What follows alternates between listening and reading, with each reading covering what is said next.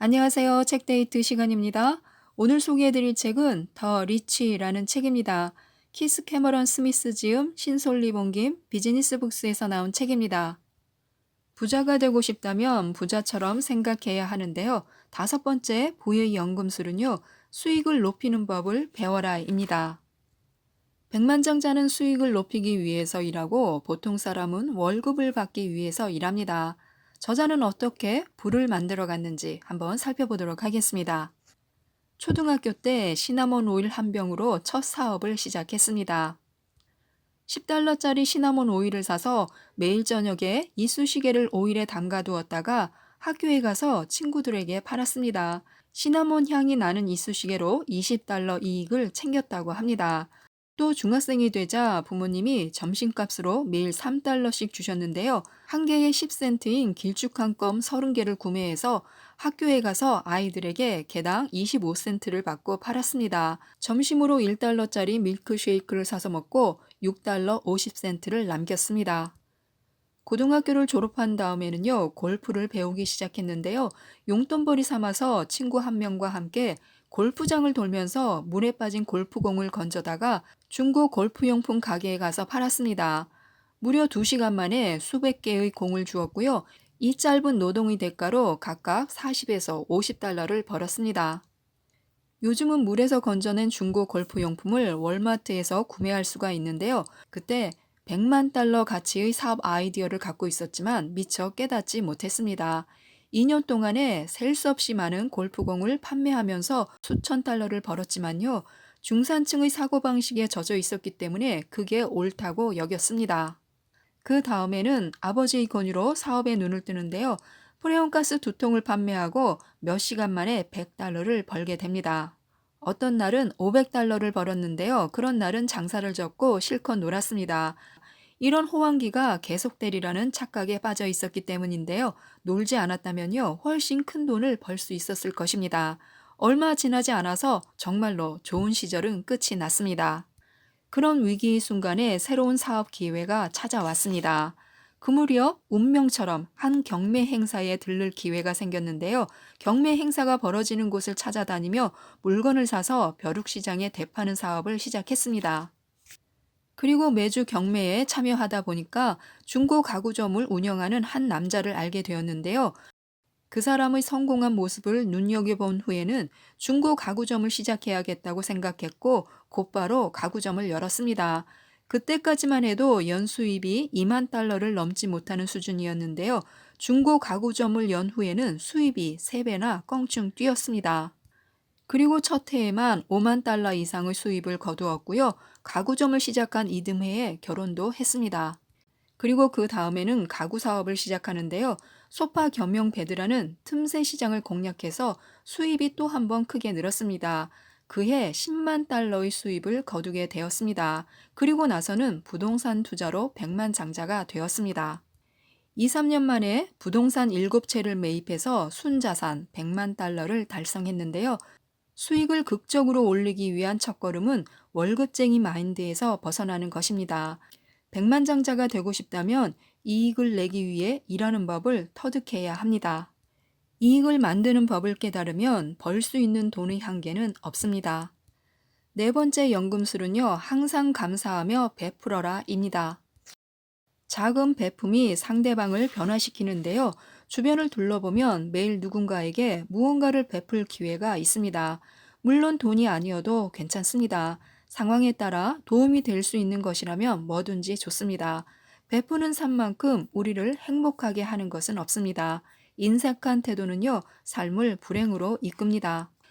사람이 변화하는 데는 큰 결심이 필요한데요. 그 동기가 때로는 주위 사람들의 응원과 따뜻한 마음, 또 진실한 도움이 될 수 있습니다. 거기에 필요한 지식이 갖춰져 있다면요. 작은 동기부여로도 사람은 변화할 수 있습니다. 뿌린 대로 거두기 때문에요. 타인에게 베풀어야 합니다. 모든 백만장자가 베푸는 삶을 실천하는 것은 아니지만요. 행복한 백만장자들은 다 그렇습니다. 대부분의 백만장자는 뿌린 대로 거둔다는 신념을 지니고 살기 때문에 돈을 씨앗으로 여깁니다. 백만장자는 타인에게 무언가를 베풀 때 자신이 더 큰 복을 받게 되리라는 것을 알고 있습니다. 그저 잘 베풀 뿐만 아니라 타인의 베품도 잘 받아들입니다. 베풀어온 만큼 자신도 타인의 도움을 받을 자격이 있다고 여깁니다. 세 번째 연금술은요, 다양한 수입원을 확보하라입니다. 자동으로 돈이 들어오는 시스템을 만들어야 하는데요. 여러 개의 수입원을 확보하는 비결은요, 바로 수동적 소득, 즉 임대, 이자, 배당 등 능동적인 경제 활동 없이 창출되는 소득의 종류를 말합니다. 또 수동적이란 일을 할 필요가 없다는 뜻이 아니라요, 관리와 운영에 시간과 수고를 최대한 적게 들인다는 의미입니다. 백만장자는 절대 혼자서 일하지 않습니다. 그래서 먼저 팀을 꾸려야 하는데요. 그들은 다양한 사람들이 한데 잘 어우러져서 일하게 만드는 특별한 능력을 갖고 있습니다. 이 덕분에 큰 이익을 얻습니다. 서로의 차이를 수용하고 받아들이는 분위기를 만들고 각자의 능력에 맞게 업무를 안배할 줄 알아야 합니다. 사람들이 상호 협력하며 일하게 하기 위해서는요, 서로 신뢰하는 환경을 조성해야 합니다. 백만장자는 경쟁이 아니라 상호 보완할 수 있는 사람들로 팀을 꾸립니다. 두 번째 연금술은요, 수익의 선순환 구조를 만들어라입니다.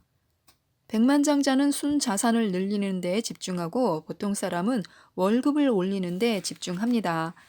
순자산을 늘리는 세 가지 열쇠가 있는데요. 순자산을 늘리려면요, 인내심, 지식, 지혜가 필요합니다. 인내심을 가지고 경제와 자산에 대한 공부를 하며 지혜롭게 사고해야 합니다. 백만장자로 불리는 수많은 사람들 역시 과거에는 월급을 받으면서 생활한 적이 있을 것입니다. 어떻게 경제적 자유를 이 사람들은 얻었을까요? 월급을 자산으로 바꾸었기 때문입니다. 백만장자는 그저 열심히 일할 뿐 아니라 소득을 창출할 자산을 구축하는 방법을 찾기 위해서 열심히 공부했습니다. 수동적 소득이 발생하는 자산으로 순자산을 늘리는 것은 일종의 기술이고 어떤 기술이든 능숙해지는 데는 시간이 걸립니다. 그래서 인내심, 지식, 지혜가 순자산을 늘리는 열쇠입니다. 처음에는 소규모 비즈니스를 시작해야 하는데요. 사업을 시작할 때는 생활비를 기존과 비슷한 수준으로 유지해서 사업으로 벌어들이는 돈은 오롯이 모아서 추후 자산을 확보하는 데 투자하겠다는 생각으로 임해야 합니다. 들어오는 돈이 많아지면 나가는 돈도 많아지기 마련입니다. 백만장자에게는 한 가지 놀라운 지혜가 있는데요. 보통 사람들은 수입을 빚을 갚는 데 쓰지만요. 백만장자는 수입을 자산에 투자합니다. 수동적 소득을 창출하는 자산에 투자하는 것이 바로 부를 축적하는 방법입니다. 백만장자는 수입이 늘면 지출을 늘리지 않고 투자를 늘립니다. 1인 기업, 부동산, 주식 모두 나름의 위험이 있습니다. 그러나 관련 지식이 늘어날수록 위험 또한 크게 낮아집니다. 보통 사람들에게 재정적 안정이란 저축을 의미합니다. 백만장자는 돈을 저축하지 않습니다. 다만 꾸준히 황금알을 낳는 거위를 여러 마리 갖고 있을 뿐입니다. 백만장자에게는 순자산이 황금알을 낳는 거위이며 순자산에서 발생한 수동적 소득이 바로 황금알입니다. 수동적 소득을 내는 자산을 통해서 순자산을 늘리려고 노력한다면요, 완벽한 경제적 자유를 누릴 순간이 찾아올 것입니다. 첫 번째 연금술은요, 잠재력을 깨우는 질문을 하라입니다. 질문에는 답을 정하는 힘이 있습니다. 올해 수입을 2배로 높이는 방법은 무엇일까? 이번 달 고정 지출을 감당하려면 어떻게 해야 할까? 소소한 질문이든 큰 목표를 겨냥한 질문이든 그에 대한 답을 생각하는 데 드는 에너지는 비슷합니다. 그러므로 자신의 사고를 넓힐 수 있는 질문을 떠올려야 합니다. 왜 내게는 매번 나쁜 일만 생기는 걸까가 아니라요. 지금 내 삶이 내게 어떤 교훈을 가르쳐 주는 걸까라고 질문해야 합니다. 또 돈을 모으는 게 왜 이렇게 어려울까가 아니라 최소 25%의 투자 수익률을 얻기 위해선 누구에게 물어봐야 할까라고 질문해야 합니다. 잠재력을 키우는 질문은 내가 무엇을 할 수 있는가를 묻는 것이고 잠재력을 꺾는 질문은 내가 무엇을 할 수 없는가에 집중하는 것입니다. 또한 어떤 일에 대해 왜 이렇게 어렵고 힘든지 자문하는 것도 잠재력을 저해하는 질문입니다.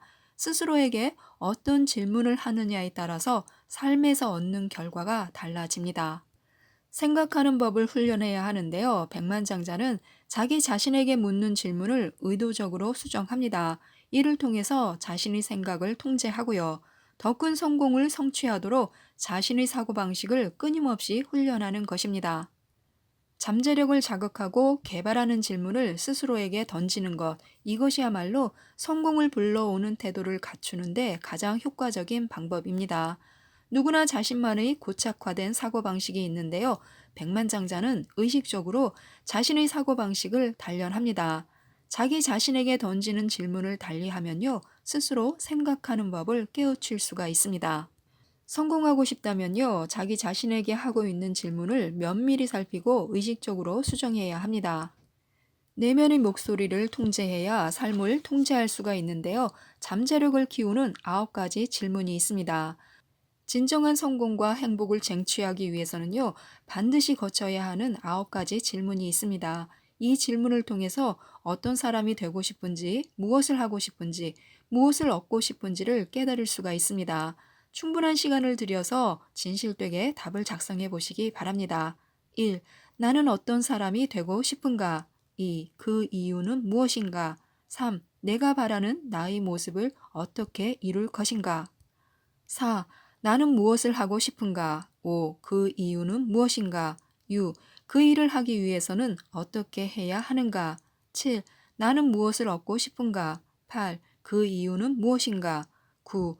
그것을 얻기 위해선 어떻게 해야 하는가? 자신이 꿈꾸는 이상에 가까워지기 위해서는요, 수단과 방법을 가리지 않고 노력해야 합니다. 백만장자가 된다는 것은 경제적으로나 정서적으로 새로운 사람이 되어서 자신이 하고 싶은 일에 에너지를 쏟으며 그 결과 원하는 목표를 성취하는 과정입니다.